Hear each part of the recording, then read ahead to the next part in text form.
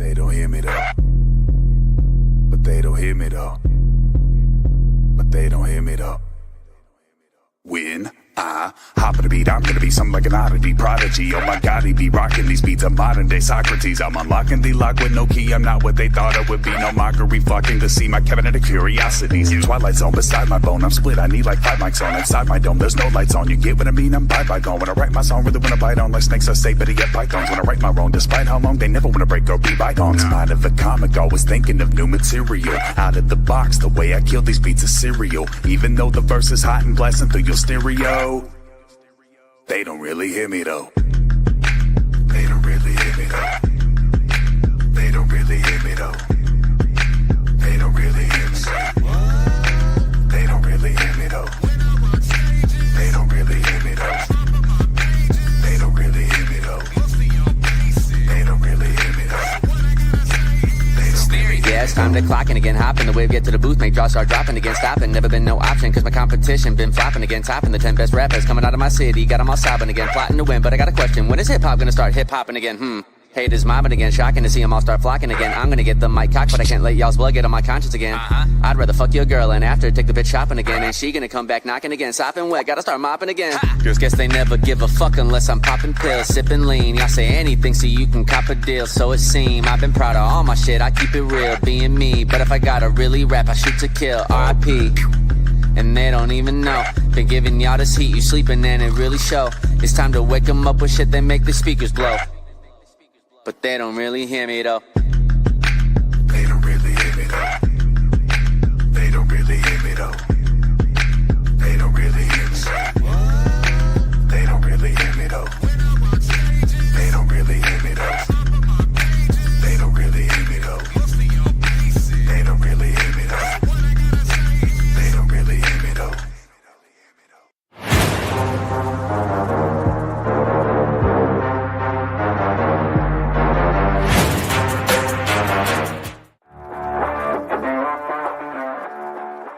Welcome to HomeFront Sitrep. I hope you're in for a great show today because I'm just a veteran talking about what's on my mind and maybe yours.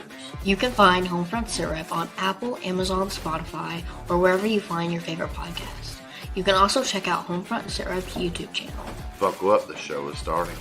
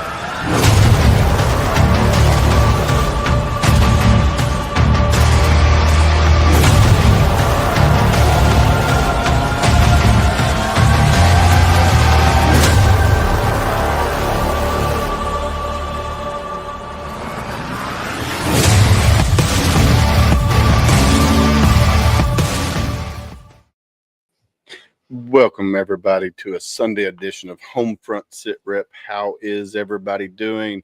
My brother from another man, my brother from another mother. Tongue twister. I know, right? How are you today, brother? I'm doing fantastic. It's a beautiful day to be alive. I think I know that guy in that video. Oh yeah, I don't know.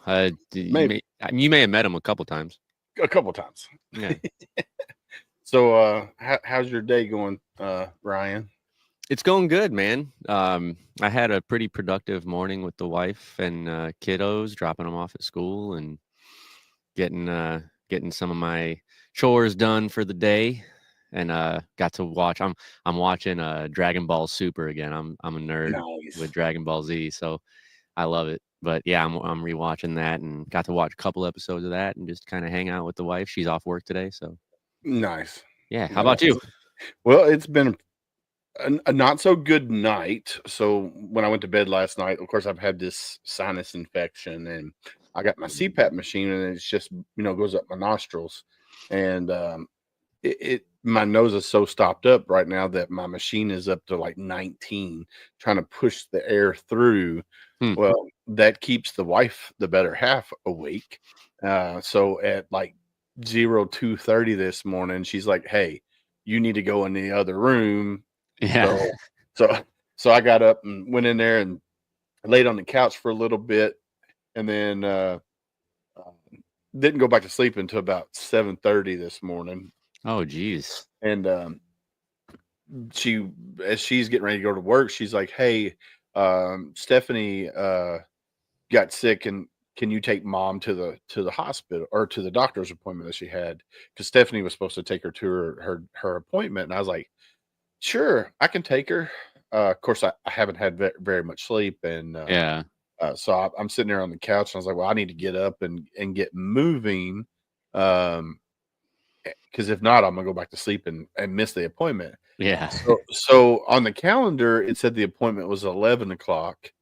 So at 10, I'm dressed, ready, walking out the door because her house is like 20 minutes from me, and then I can get her, and her doctor's appointment's like 10 minutes from her. Hmm. So I called her and I said, "Hey, I'm on my way." She goes, "Do you want me to call him and tell him I'm going to be late?" And I'm like, "What do you mean you're going to be late?" She goes, "Well, my appointment's at 10 o'clock." I said, "No, the calendar says 11." She goes, "No, it's 10 o'clock." I was like, so needless to say, she had to call the doctor and say, "Hey, we're gonna be late." So I got her there, got her taken care of, and um, so we're good. We're good. Other than that, it's been a pretty productive day. I talked to my buddy from the Black Dog community earlier today. Oh, nice. And he's got some things that he's working on for around Veterans Day next year. It's a big challenge that he's going to be putting on. I'm super Awesome. excited to be, partnered with him in that in some aspect. I don't really know how Homefront's going to be um, partnered with him, but we're going to find out in the near future. Um, and then I had our guest actually reached out to me earlier today about a veteran in Michigan. I don't know really a whole lot of the details, but hopefully we can get this veteran some help in Michigan that he needs. And so I'm super excited about that.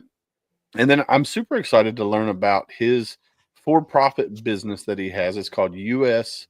Freedom Farms. I looked into it this morning. It seems like a pretty legit, thing that they're doing. I like the usage of hemp and whatnot. I've always kind of been in support of that. And I'm super excited to learn about it and see, what all, because there's so many different uh, things that you can do with hemp. It's even though it was outlawed way back when. They used to make belts out of hemp, the ropes out of hemp, you name it. And then they outlawed it. The website's right there on the bottom of the screen if you guys want to go check it out. And for everybody that normally watches on Sunday and Monday, this is a recorded episode, so I'm gonna go ahead and throw that out there. So we will not be commenting in chat. This is during our 2-week break. So we will not be commenting in chat. Somebody might be on there. I don't know yet. But I'm super excited because this here says bridging the gap between nature and architecture. And I'm super excited to learn what they're doing because there's so many different applications where you can utilize hemp. And people don't even realize. And it's a lot stronger than most people think too. I actually have I had a pair of Adidas that was made of hemp, and they were like the most comfortable shoes. They were super comfortable. It was really nice. But I mean, my wife is big into that too. Using hemp for all sorts of different things. I mean, people are building houses and whatnot, and like structures out of hemp products, and it's just there's so many different applications, like you said, and I think it's something that should be used because it's more eco-friendly, obviously. So I'm excited to learn about it too. Looking into what their website offered, I was like, man, it seems like a pretty cool gig. Oh yeah, for sure. So without further ado, let's bring up the brainchildren behind U.S. Freedom Farms. We're going to bring Mike up and his brother Randy. Welcome, gentlemen. How are you guys? Hey. Hey, how y'all doing? We're doing Pretty good in Vegas. Hey, Vegas. Yeah, yes, Vegas. It's pretty comfortable here right now. Oh, I bet. I was in Vegas in March, and that was fun. It was my first time being in Vegas. You know, it. Living here is much different than touring here. Believe me. Oh yeah, yeah. Well, I actually want to move to Vegas at some point. Well, maybe not to Vegas, but somewhere around there, somewhere on the more West Coast. Right now, I'm in Louisville, Kentucky with Willis. Right. So Well, the opportunity is closer than what you think. In some of the programs that we're working with,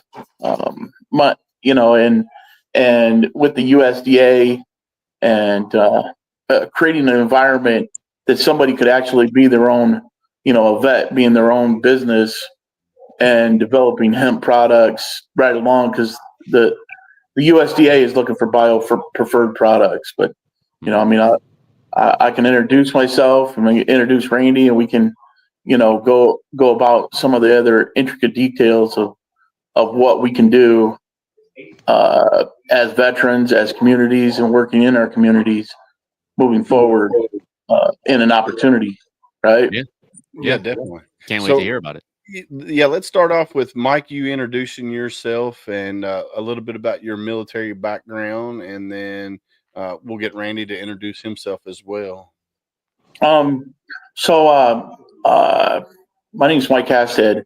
I'm retired from the Marine Corps. I lost my eye in the Marine Corps in 90, 91, 92. A little unique thing. I take that the few, the proud, the Marines a little bit farther. When I was 18, I tried to get in the Marine Corps, and they didn't want me because I had a silicone buckle hole in my eye in my other eye. And so I wrote Congress, and I told them, I said, if Sugar Ray Leonard can get in the boxing ring, I should deserve to get in the Marine Corps. And I have multiple different attributes of what I want to do in the Marine Corps. And so they voted me in on a congressional waiver. I chose the headache, right? I chose the headache, right? So and then from that aspect, I constantly kept on driving, for perfection. Became like the highest PFTer in the platoon. I gave a choice. I was given a choice of what MOS I wanted to do. I still stuck with 5811. I had a plan of what I wanted to do, and I wanted to do HMX1 duty. Right, that's one of them. In the Marines, you guard the president. You're one of them people, and I fell short on that by a couple of speeding tickets when I was a kid, and so I missed out. I was in the running, but it is what it is, right? So then I went on to do my duty station was over at Camp Kinzer, over in Okinawa. That was one of my first duty stations. I traveled across the Far East through the Philippines, Thailand, Hong Kong, Korea, on checking planes and doing searches, seizures, multiple different things in the Marine Corps. As far as being an MP, I left from over there because I had gotten histoplasmosis, so they rotated me back. And then I got to Camp Pendleton. I was on Camp Pendleton. They were gonna get me out of the Marine Corps because of my histoplasmosis. I was still on duty, still doing it, and I went to break up a fight at 13 area main side and lost my eye in the Marine Corps. With a beer glass breaking, in my face. So it is what it is, but life hands us challenges, and so those challenges happen all the time, and how we persevere through them is what is best. And adapt and overcome. Yeah, improvise, adapt, and overcome. I'll let my brother talk about him, and then we can go into other details. Awesome. All right, Randy, you're up. Yeah, my name's Randy Hasted. I served as a Navy CB from 2000 to 2008, and went to OEF, OIF in 2007, 2008, and after that, I had a service connect disability and fought like heck for the government, and finally they accepted that here about well, I filed it in 2012, and they accepted it here about 2 years ago, and so Oh, geez. yeah, I know it's our government. You know, they prevent us from what was the three D's? Deny, Delay uh, and death. delay, Yeah. deny, delay, and death. Yeah. Yes. I've felt every minute of that, and I actually was at a time when I said, you know, after COVID hit and shut everything down, I was like, man, I'm so tired of it. I just want to forget it. And next thing you know, I got a letter and a hearing, and they finally accepted it. So, you know, I mean there is a um you know, some truth to just perseverance in that. And you know, you think at some points that you're that things aren't just going to happen your way, and you know, you need to accept them. And you know, the world has a strange way of being able to work in your favor. So you know, it's always a thing to stay positive and just believe in the system. But you know, it gets tough, and some of these guys don't have, you know, the time that I had, you know, to wait that long to get Yeah. the help that they need. And you know, that's, you know, a lot what our organization is. We have a U.S. Freedom Farms and a U.S. Veterans Alliance, our nonprofit, which we started that organization a while ago, and I know we're here to talk about U.S. Freedom Farms, and we'll kind of stick to that platform. So, Awesome. um, yeah. So If there's any hemp related questions, you know, we're uh, more than willing to help out and see where we can go from there. all right. Well, first off, how close are you guys in age? Year A apart. year, You're in a year and 17 months. 17 days. I think Year they and call us. I think they call us Irish twins or something like that. Not maybe not Irish, but there's yeah. another twin out there that's they say it is. But yep. Yeah, I mean, I was gonna say because y'all do. I almost thought you were twins because you almost look a lot alike. You guys do look alike. That was one of the first things I thought. Yeah. No, I went to the CBs. I'm much smarter. See, this is the problem, right? Well, you are on with 3 Marines. But I am that is true. I am a third generation CB too. So Yeah. you know, Our great uncle. Our great uncle just had a birthday. He was one of the first CBs. Oh, He was 98, Ooh, and he just had a birthday. What was that? I said, "Oh wow, that's awesome." 98. Yeah, he's 98 years old. And my mom just celebrated birthday with him, so over the weekend. But yeah, our grandfather was a CB. Our dad's a CB. Randy was a CB. I just chose a better way, I guess. Right, brother? you went the smart route. You went the smart route. Yeah, I was the first generation Marine, so nobody in my family. I had a distant cousin, like a second or third cousin or something, and he was a rescue swimmer in the Coast Guard. And I've had family friends who were Marines, but nobody in my immediate family had ever joined the military at all. And now I got a cousin in the Air Force and another cousin who's interested in joining the military. I think they're talking about the Navy. So I'm pretty happy that I kind of set the bar higher, you know, because right.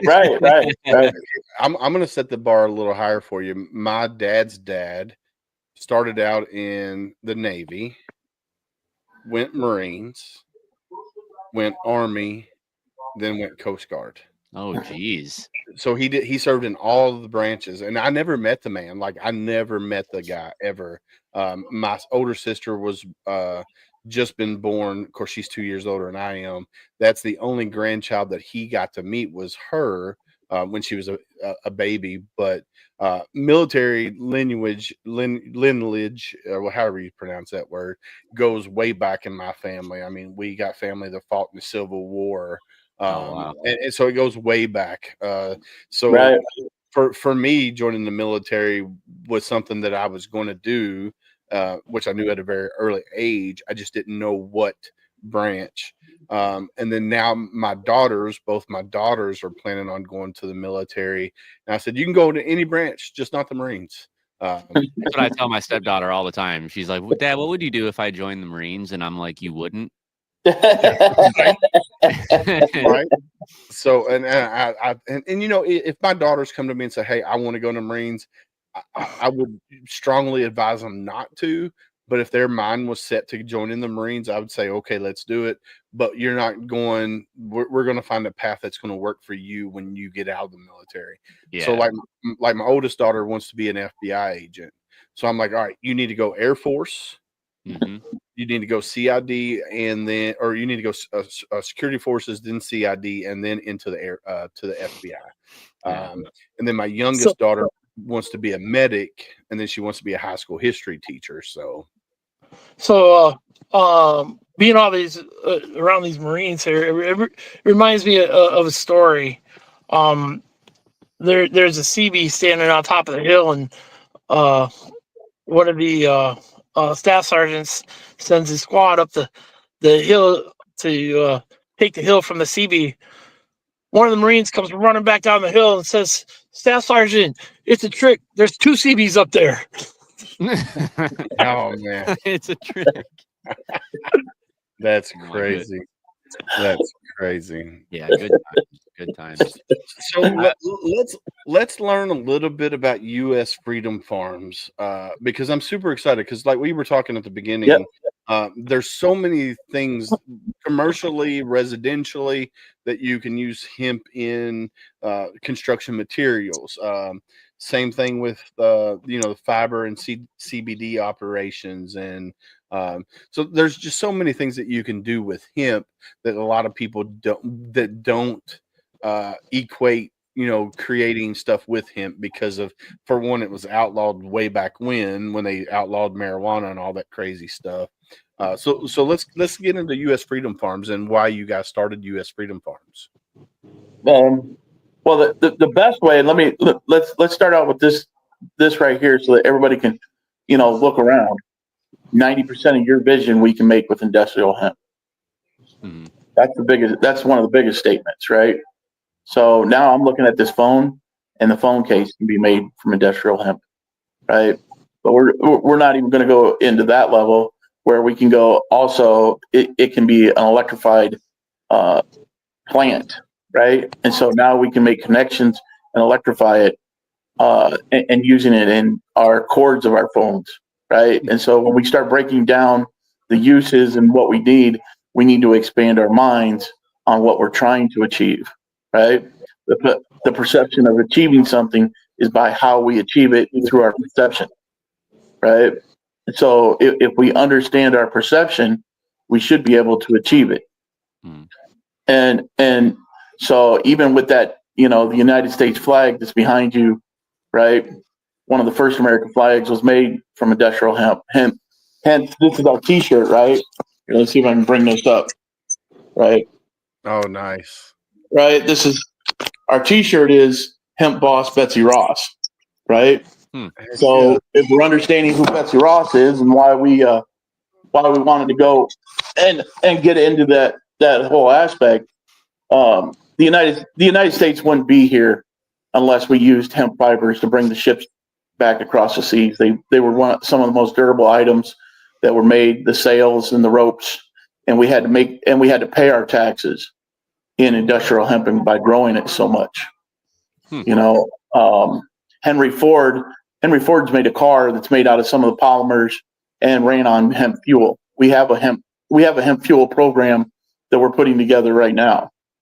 Oh, The aspect of understanding, comes from also our communication, right? And teaching, like, you guys are down there in Kentucky and in Louisville, but some of the nicest flooring comes out of that state that's made with industrial hemp, and you guys aren't even growing enough because he can't get enough product out there to make the demand and the supply work, right? Because he doesn't have enough demand for the product so that he can increase his supply. But Kentucky can be one of the world leaders in industrial hemp products. You guys raise great horses down there.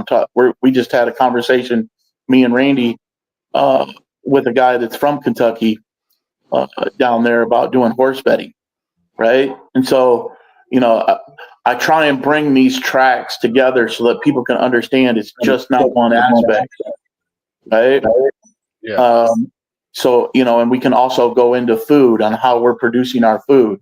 The FDA now just came and said that we can start feeding chicken feed to our chickens through industrial hemp cake mix, right? And that cake mix makes an oil that is higher than in omega-3s than fish oil, and has some of the higher proteins.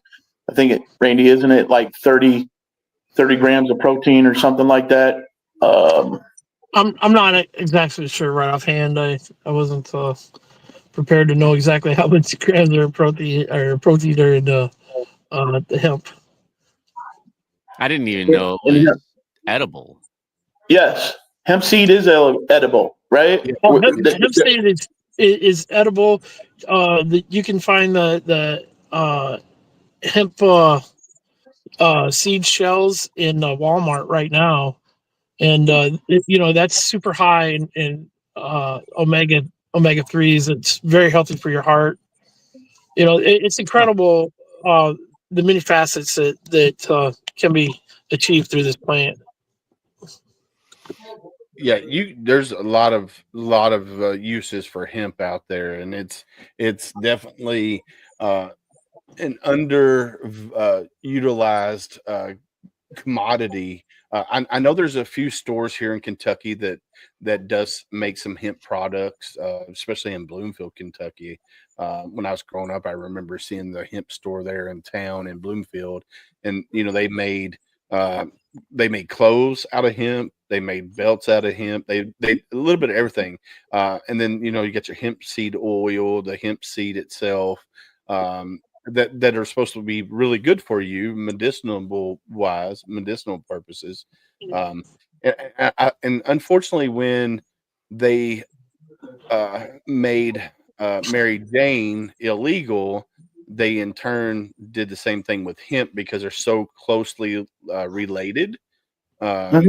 So, and that put a damper on all these different products that were made with hemp, because like you stated, Mike, when we crossed the big pond from England to America, the sails, the ropes, they were all made out of hemp products, and there are still hemp ropes now out there that have been around for 200 plus years that are still as strong as they were the day they were made.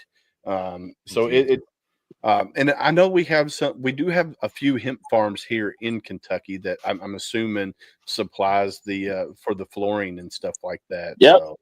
Yep. Yeah, Cool. I didn't know that. I don't know if I can say it or not. We do have a hemp balm. You can contact us about it. I don't want to throw it out there. I don't know how much I can say and what I can't. But we do have a pain balm. It's excellently priced for veterans, and that you can find more information, I believe, on that on our website. But yeah, there's so many different uses for hemp, and it's really gene specific. The genes are of hemp grown in different climates in the U.S. So there's a lot that goes into it. You can't just throw some hemp seed out there and here we go. I'm gonna make this and sell this to the highest offer. It usually takes a process of determining a buyer on the end, what type of gene that they're looking for as far as their end product being a clothing type textile or some type of like a wood type product or a plastic type product and the polymers involved with it. And then we'll decide on where that gene is going to be best suited to grow in the environment that it's planted in. So there's a lot of things that we have gone through to determine what can be done and where, and that's an ongoing process which we're continuing to do at U.S. Freedom Farms. Now, Nice.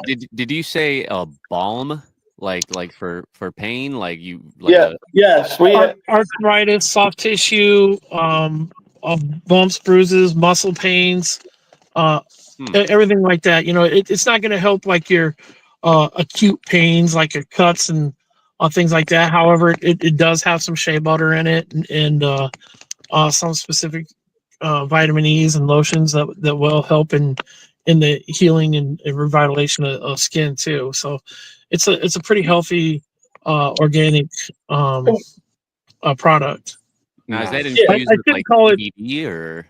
I shouldn't call it organic because the hemp that's used to produce it was not organic, but it is it doesn't have a lot of the refining processes, and everything that's used in there is unrefined. So Now, is it like infused with CBD or of any Yeah, kind? yeah. To like Yeah, help yeah, yeah. with and pain? and we're, that's one of the when we first got started, right, was that we were at a CBD level, and that was in the state of Iowa, and we wanted to do it so that we could try and create products to help veterans in their pain management. One of the things that I'm a vet and I'm in the VA system, but when they're trying to prescribe me 7.5, 250 milligrams a month and not seeing a doctor after 8 months, you're trying to kill me. You ain't trying to help me. Yeah. Right. Right. And so, that was one of the aspects of why we went to Las Vegas, why we, and I got on a CBD regimen. And then the opportunity came in Iowa for when they went to legalize hemp.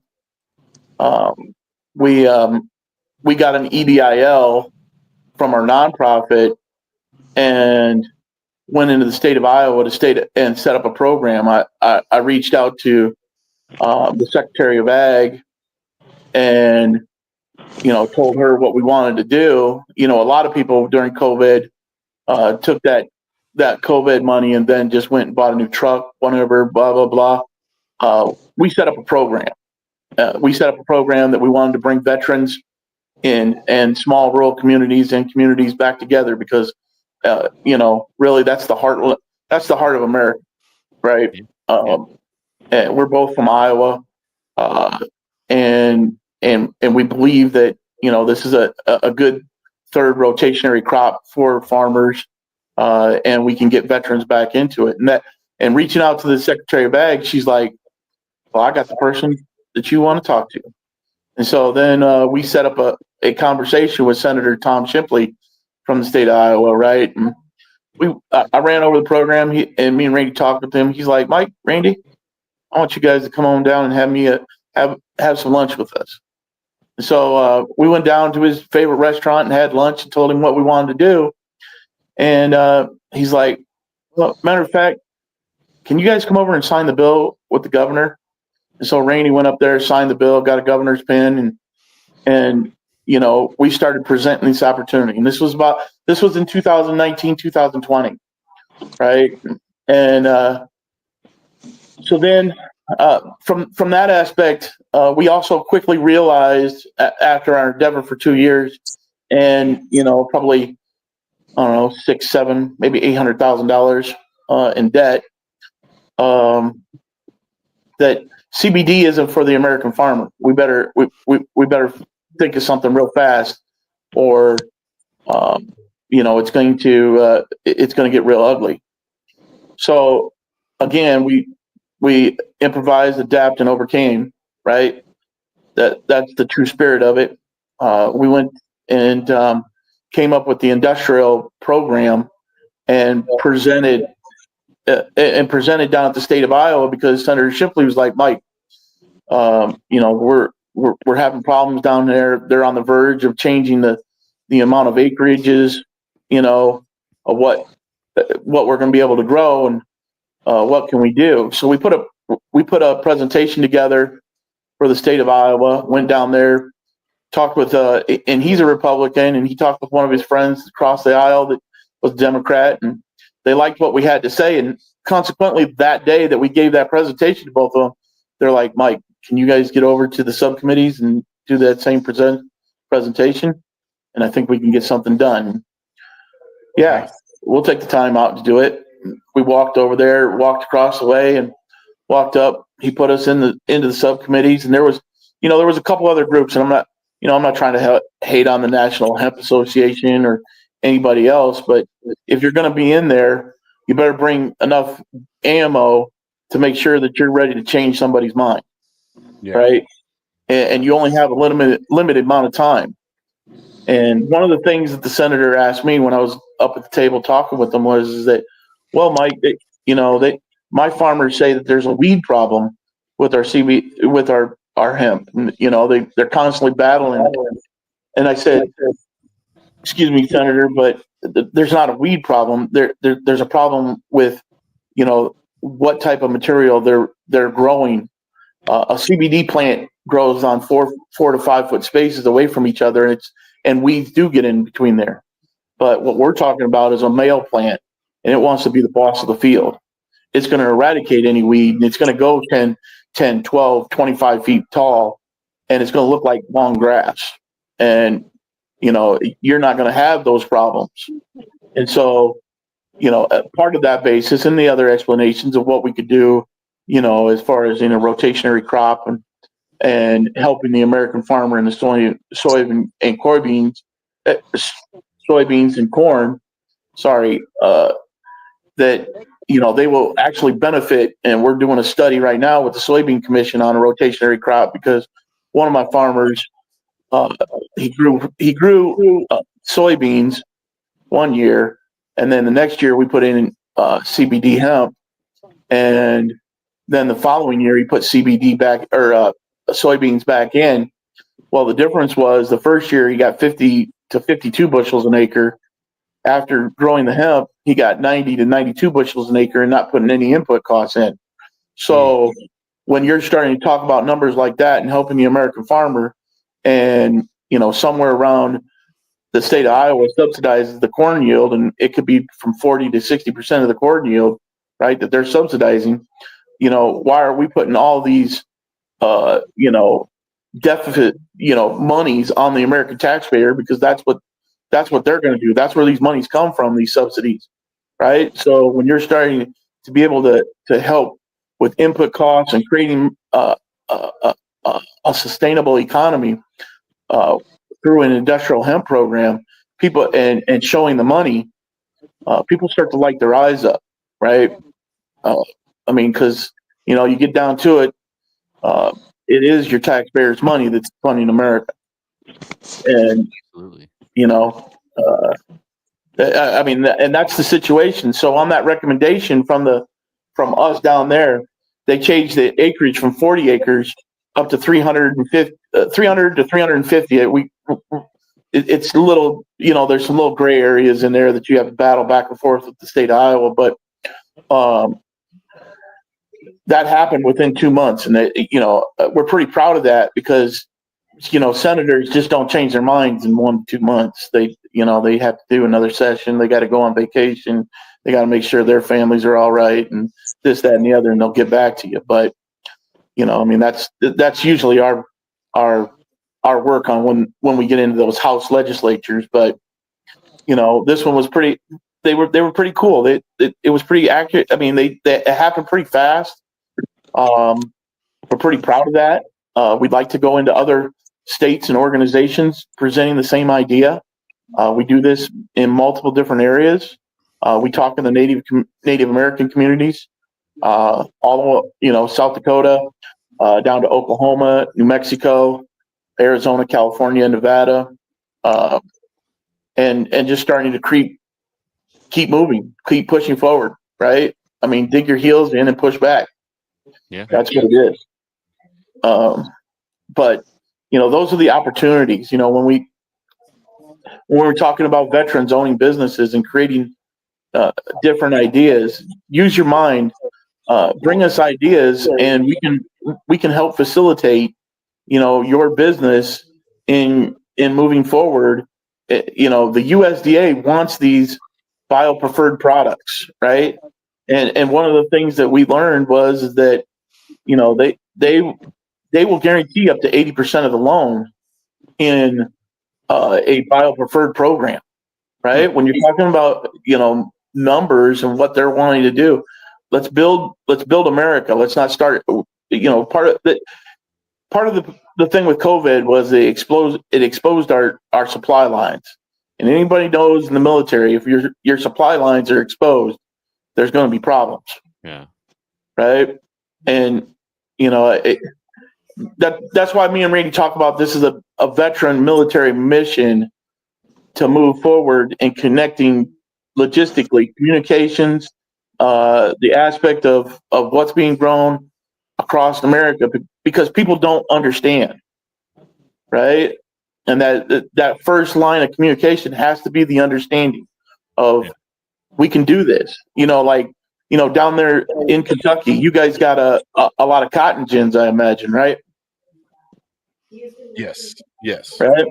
They're just sitting, huh? Oh yeah, definitely.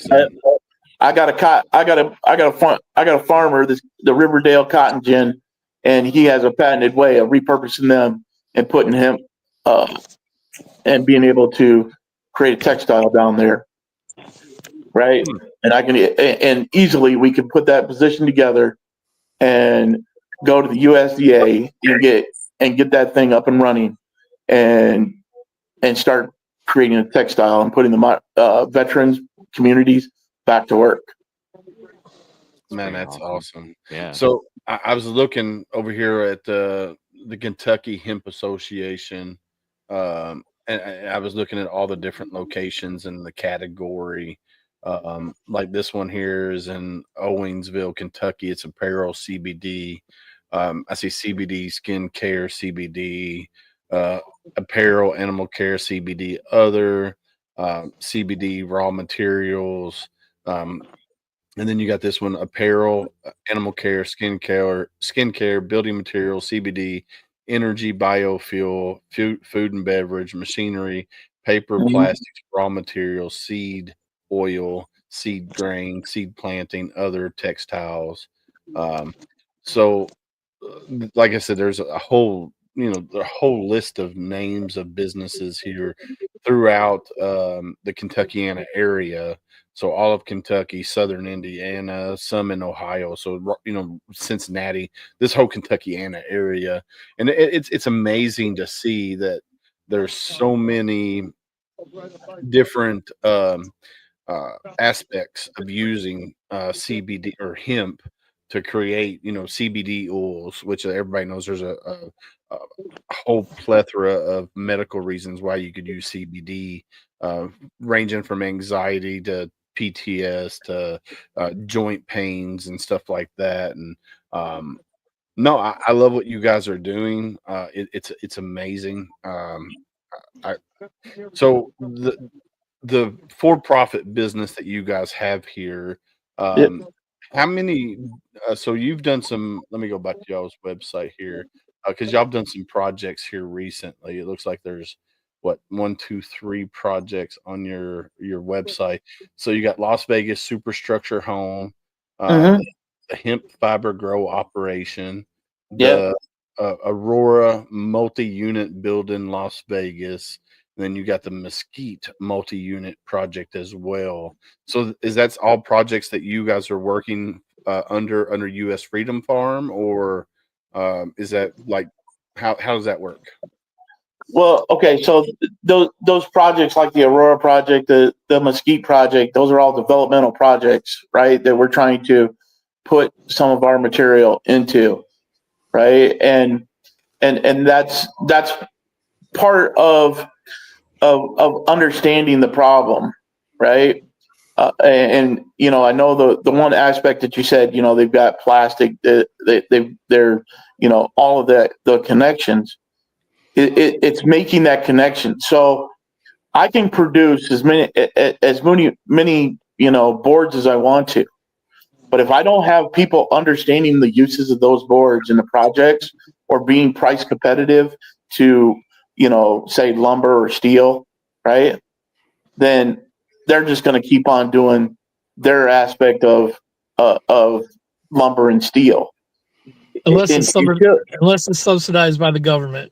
Unless it's subsidized by the government. Some of the things that we talk about, right? Government subsidies is okay. Let's not make these subsidies run on forever. Let's do 1 to 2 years to help the businesses get up and going. Eliminate them, right? But also, if we can put the program together through the USDA, what's wrong?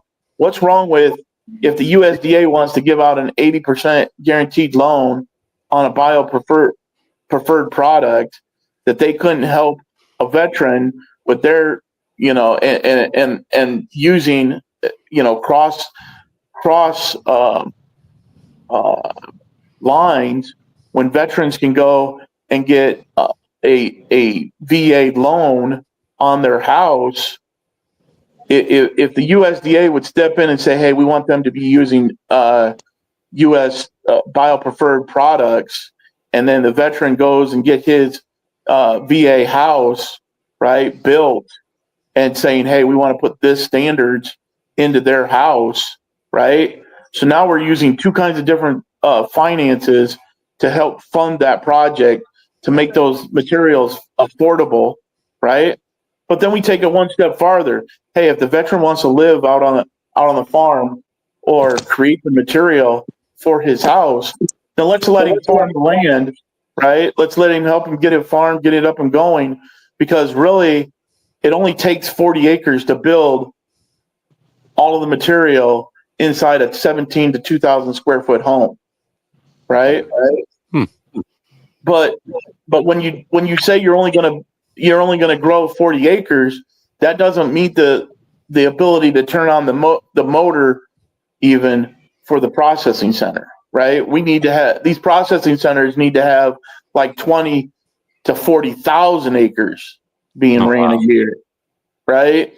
And so when you're talking about scalability and how you get to scalability, you better set up projects for those products, or the processor is going to go under real quick because you can't get rid of the material. Yeah. So those are the complex problems of people demanding. They want carbon net zero. They want better building products.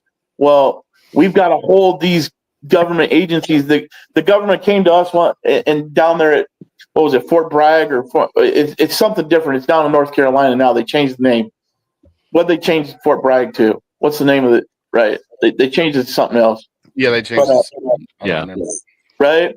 And they said they wanted a carbon net zero building barracks being built. Right.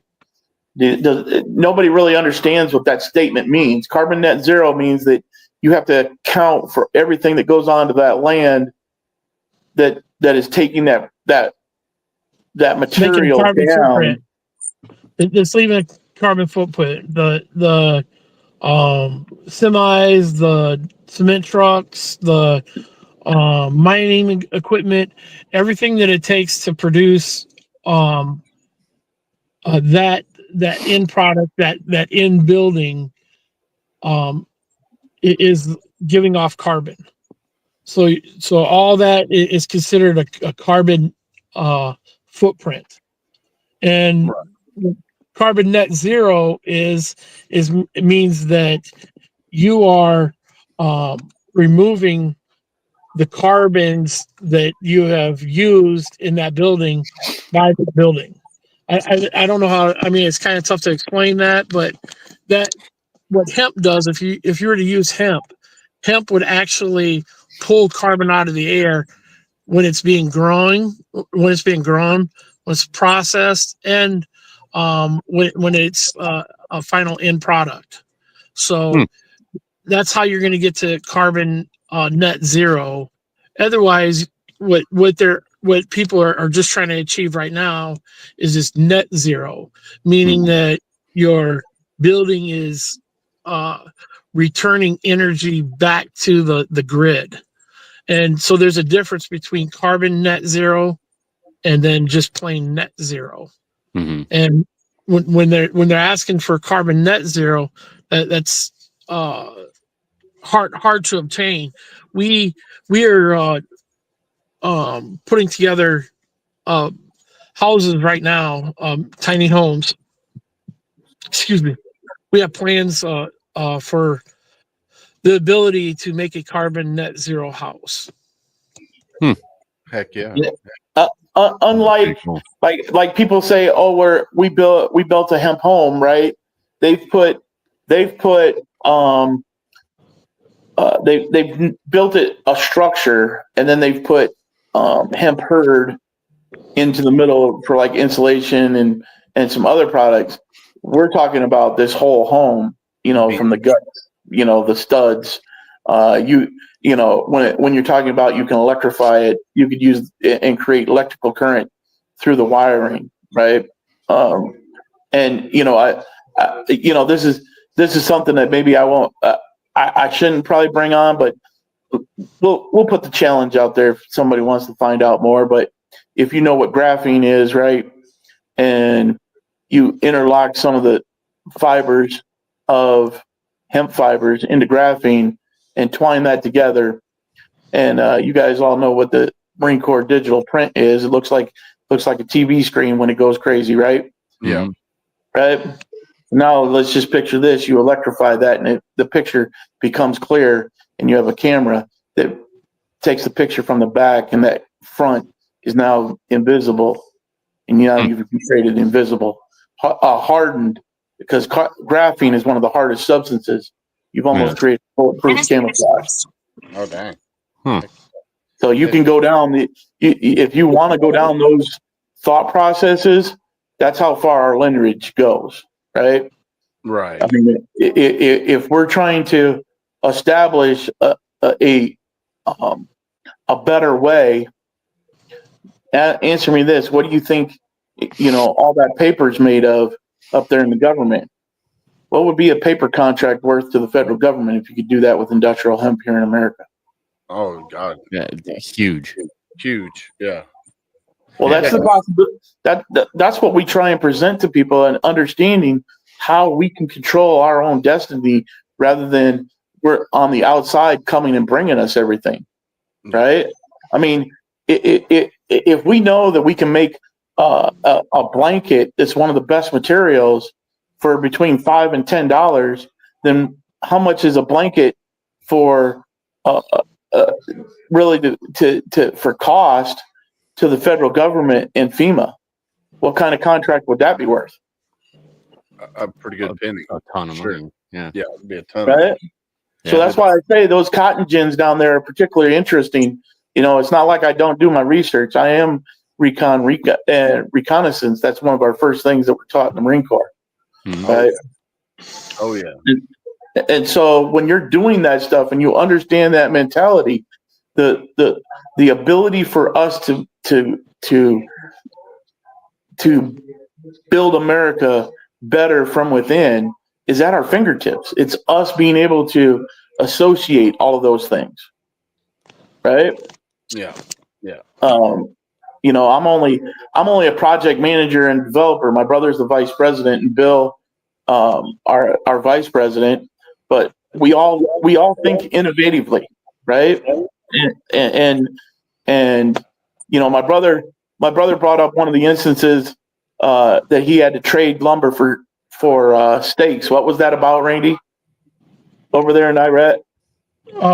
Yeah, we just class 4 yard. You you get by with what you can, make the best of it, is what they say. And so we would sacrifice a few bunks of lumber for steaks there in Iraq. You gotta love Right? it. I mean, that's all working together. You Oh, know, right? I mean, I tell people this all the time. They train us to go over to other countries and make friends and create a better environment. But then when we get back here, we don't even create the better environment in America. Oh yeah. And we don't use our resources and our veterans to keep moving forward like that. Yeah.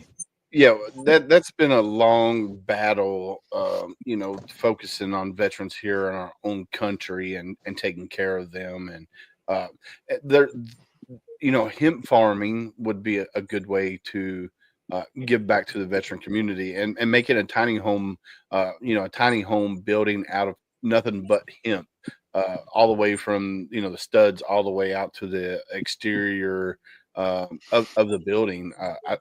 And hell, if I remember correctly, back in the day, they used to make paper out of hemp. Yeah. And that paper is still more viable than making paper out of trees. Yeah. And not to cut you off, but we see that this certain kind of specific paper and this certain kind of specific ink that's shipped in that it takes more to print the dollar than the dollar's worth, right? Mhm. But if we had that security to create our own money, and we used to print our money on paper. I can show you a YouTube video of a $10 bill with Jefferson on it that highlighted hemp production and everything, and it was totally made. People should look at that video. I can't. If you look it up on YouTube, it's the hemp $10 bill, and you can look that up, and then you can find a little bit of the real history of why the United States changed from from a hemp based economy to petroleum, wood, cotton, and other different aspects. But Yeah. If we can start changing that and don't have to put as much input costs in creating the dollar, wouldn't that be a stronger dollar? Oh, heck yeah. Yeah. For sure. Right? I feel like you could say that same thing about a lot of products too. Oh yeah. Like you can, and we're not trying to get rid of the other products because we know that we're needed. What is it, Randy? That Landman, that new series Landman that's out there with the windmills, right? Oh yeah. Right. Yeah. I mean, you still have to have power to produce those windmills, and you're still going to create a diesel fuel or an oil fuel, to power them things. I mean, you're not going to take away from the mining companies or the steel companies or the oil companies by moving in with hemp. You'll just increase their outputs. That's all that's really going to happen. I don't see us ever moving on from oil. I don't either. I highly doubt it. I mean, how are we going to just produce energy to mine lithium batteries or anything else, without the use of oil? So, it was an interesting little segment in Landman that it kind of stuck with me a little bit, and it bears a lot of truth. Oh yeah. So why is it that you guys think that more companies and more people haven't tried to utilize this before then? If everybody knows it's been a legality. Mostly legal issues, and right now it's you're pushing into a market where everything right nowadays, everything is so expensive, and when you're trying to introduce something that needs a large scale operation for it to be successful, there's going to be a lot of commitment, a monetary commitment to that product, and right now we're just getting past the legality issues of it. And so, there's hesitation by the banks to join in, hesitation by investors to join in.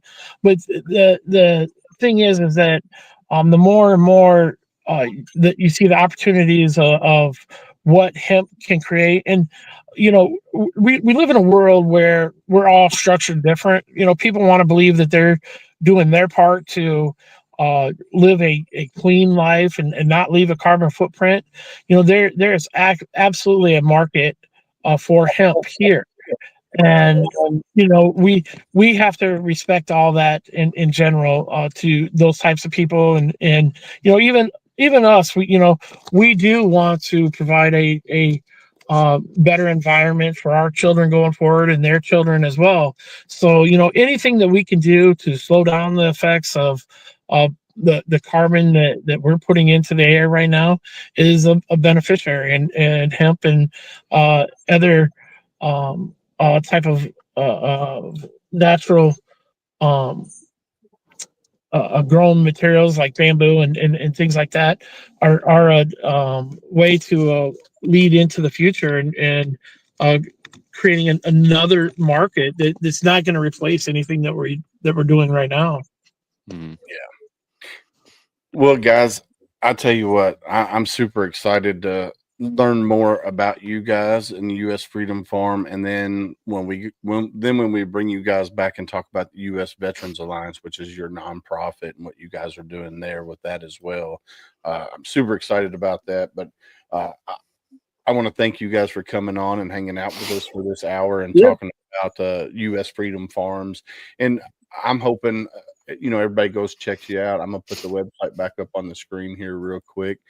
That's the website right there. So make sure you go click on it and go check out U.S. Freedom Farms. And then when you're on there, you can also check out U.S. Veterans Alliance website as well. At the top, there's a QR code you can scan the QR code, or you can click on the link there that'll take you to U.S. Veterans Alliance. But Mike and Randy, thank you guys for coming on and hanging out with us. Mike, thank you for reaching out to me and say, hey, I'd like to talk to you about getting on the podcast, because I like finding different organizations out there that are helping veterans. And like you said earlier, we all have to work together to end that 22 a day. I mean, Mission 22 is something that is definitely near and dear to my heart. And then I also want to pick y'all's brains a little bit, because I was very instrumental in getting a tiny home community developed for the city of Louisville. Unfortunately, the founder of said organization decided to cancel the project 2 months after I resigned. So that's something that homeless veterans is something that's always been near and dear to my heart. And if we can develop tiny homes with hemp and create something that's going to last a really long time that could help a lot of veterans, that's something that we need to look into. Well, we have a plan that we can put like temporary shelters up right away within 6 to 8 hours, and they're wood based right now because the product the board product that would be the structure is the processing center is getting set up here in March, and we should be starting to produce a product by the end of in fall. Which if somebody did want to have a temporary shelter or look at temporary shelters, we can coat them in hemp shield, which is a protective adamant over regular lumber that makes it last a lot longer, and those things can be put up. We can put a solar panel with a light and a power source and a split unit, and then they could easily be taken down, put back up, moved. They're kind of like a Lego. They're kind of like a Lincoln log set. Nice. If you understand what a Lincoln log is. Mm-hmm. And we can help facilitate those ideas and make them happen relatively fast. I love it. So, all right, guys. Well, if y'all want to hang out behind the screens or behind the scenes while me and Theory wrap this up, we'll talk a little bit more here once we're done.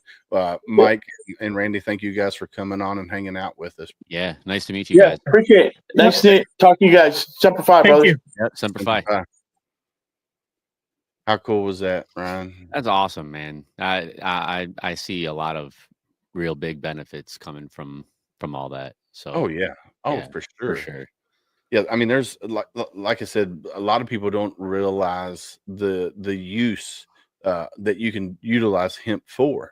Yeah. I mean, like I said, when I was growing up, I remember the little store in Bloomfield, Kentucky that had purses, Yeah. belts, clothing, all made out of hemp. And of course, hemp was outlawed back way back when, but it's slowly starting to make a comeback, Yeah. which is amazing. Yeah, So which is it's good, especially if it's beneficial for, the environment. Just that, I've always kind of had a belief in anything that we can do to help, then, we should be liable to do so. So, oh yeah, I mean, for sure. with them, and like I said, when I looked at their website, I got to see some, cool pictures about what they all got going on and stuff that's going to be, finished by like 2035 or something like that. Yeah, With some of the stuff that they're building, super cool stuff. So I'm excited to see where it goes.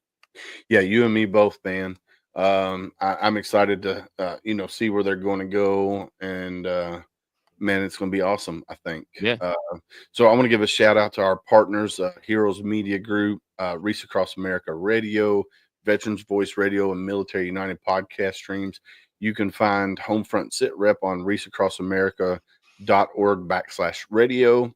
You can also find Reach Across America Radio on the TuneIn app, iHeartRadio, and Audacity app. Just search Wreath.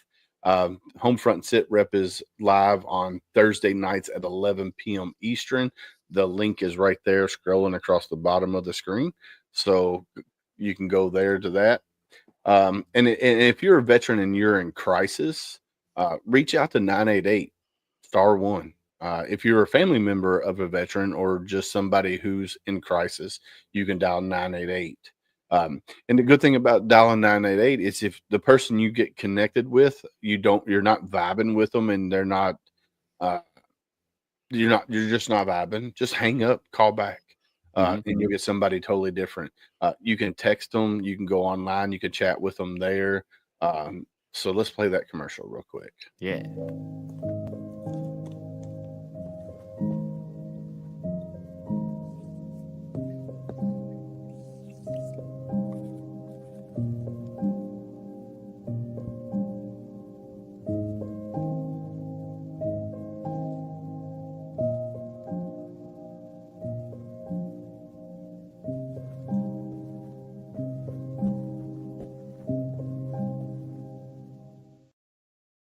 So 988*1 if you are a veteran. If you're not a veteran, just 988. And then, so we always talk about this right here. You are not alone. Gunny Deeds, he says it pretty elegant when he's talking, but somebody's always out there to help you. And then that leads into this right here. Hashtag be someone stranger. And I know, Theory, you've heard me talk about this numerous times. Yeah, that's a big one for me. Yeah, we as humans, we're more apt to talk to a complete stranger than the one that we love the most. So what we mean by hashtag be somebody stranger is be an ear for somebody. We're not looking to be fixed. We're just looking for somebody to listen to us. Mm-hmm. And Sometimes you that's all it being, takes. yeah, sometimes that you're right. Sometimes that's all it takes. And you being somebody's ear might save somebody from becoming one of the 22. So be someone stranger. Yeah. And we always talk about ask the next hard question. You can go up to somebody and say, "Hey Ryan, how you doing today?" And Ryan, tore up inside, is going to I'm good. respond, "I'm good. I'm hanging in there. I'm Yeah. living the dream." Living the dream. Yeah. Yeah. And then you can go, "Hey Ryan, how are you really doing?" And then more than likely he's going to open up. Yeah. More than likely, especially if you're a complete stranger, because we as humans, we want to protect the ones that we love the most. Yeah. So we're not going to tell them about the demons that we're facing today. Yeah. Like tomorrow, I'm terrified what's going to happen tomorrow because I got to go in for a procedure, and it could be really bad. Yeah. And What do it you could. got to do? So they're doing a knee manipulation. So Never heard of remember, that. so you know how I have my knee replacement, right? Yeah. Yeah. Well, my knee is not bending backwards far enough. So they're Mm. going to put me under and they're going to force my knee to bend. Oh. Yeah. So they don't have to open me back up or anything, but they're going to force my knee to bend. Yeah. Ugh. So I could break Jesus. it could break a bone, Yeah. or it can tear a muscle or rip a tendon Yeah. and ligament. So there's several factors that could play in there that could keep me out from going back to work. Yeah. At the end of January. So, we'll see. We'll see. Yeah. So, Well, positive vibes sent your way, brother. well, thank you, brother. Yeah. If you guys are veterans and you're thinking about filing for disability, you want a second opinion, or you just have questions about your disability, Homefront Sitrep is partnered with Monica Sanford with the Monica Sanford Show. She is a nurse practitioner out of Florida. She works with the VA. She helps veterans get their VA benefits. So you can reach out to her at askmonica0@gmail.com. So I'm going to play that commercial and then we're out.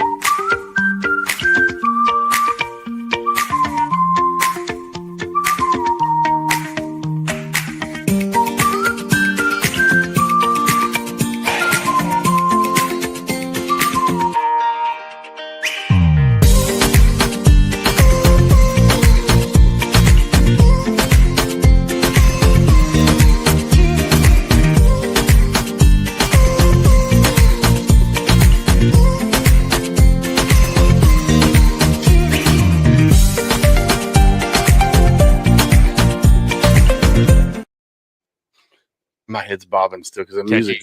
Catchy little tune. Yeah. Yeah, catchy little tune. So you can email Monica at Ask Monica 0. ask Monica 0. I was reading a private comment. It threw me off there for a second, but Well, you already forgot, man. You can email Monica at askmonica0@gmail.com. But it's that time of day.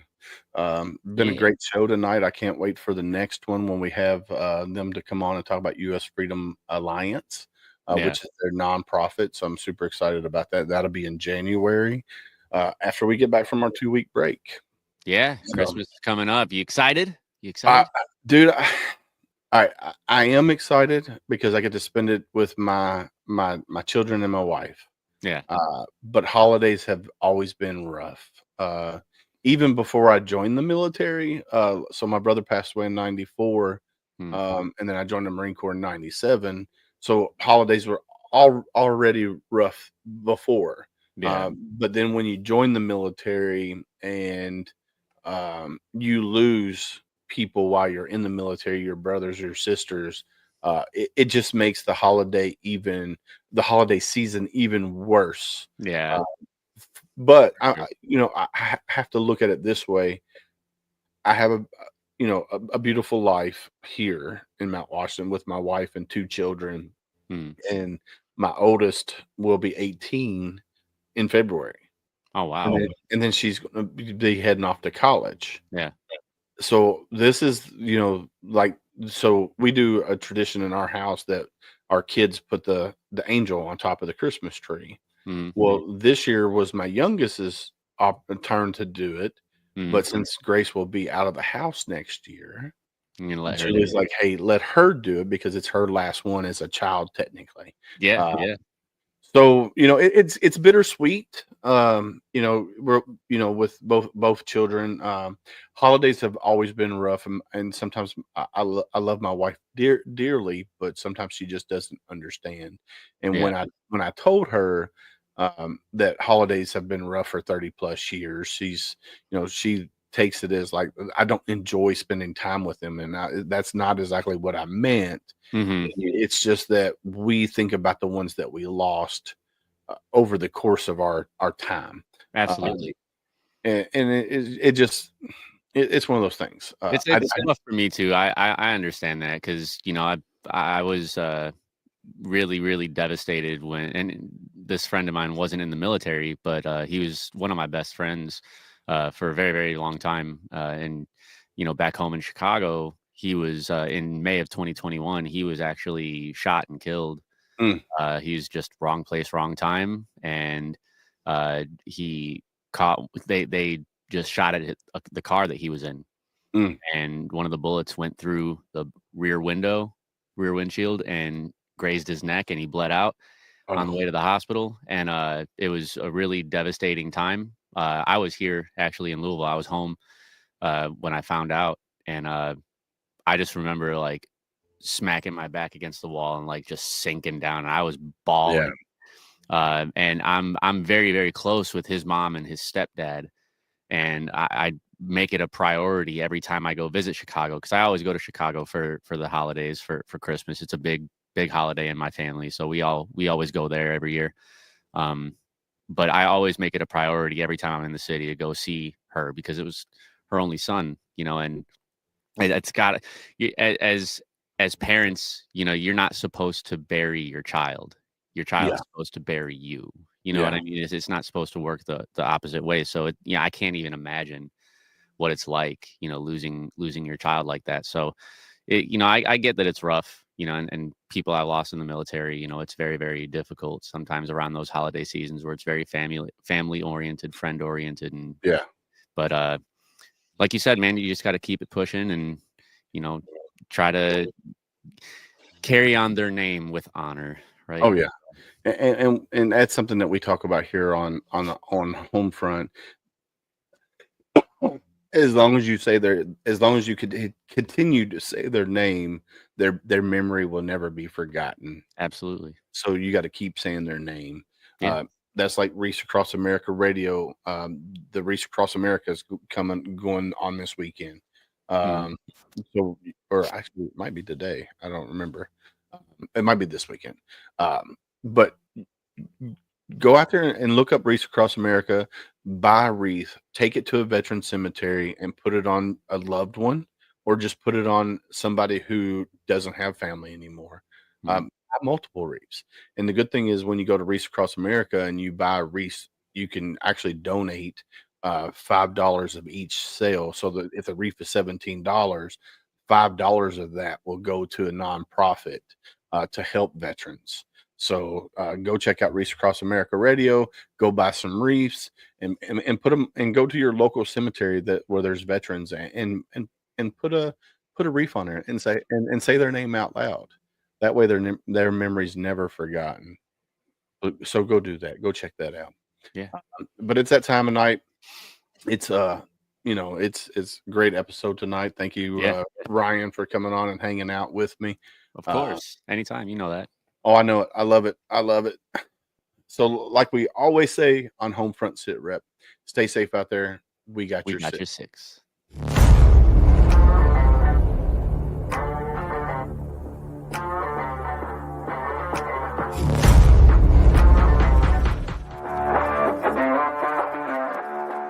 Thanks for listening. Hope you enjoyed the show. Suggestions and comments are always welcome. Cannot wait to have another great show with y'all. Don't forget, you can find HomeFront Sitrep on Apple, Amazon, Spotify, or wherever you get your favorite podcast. Stay safe out there. I got your six.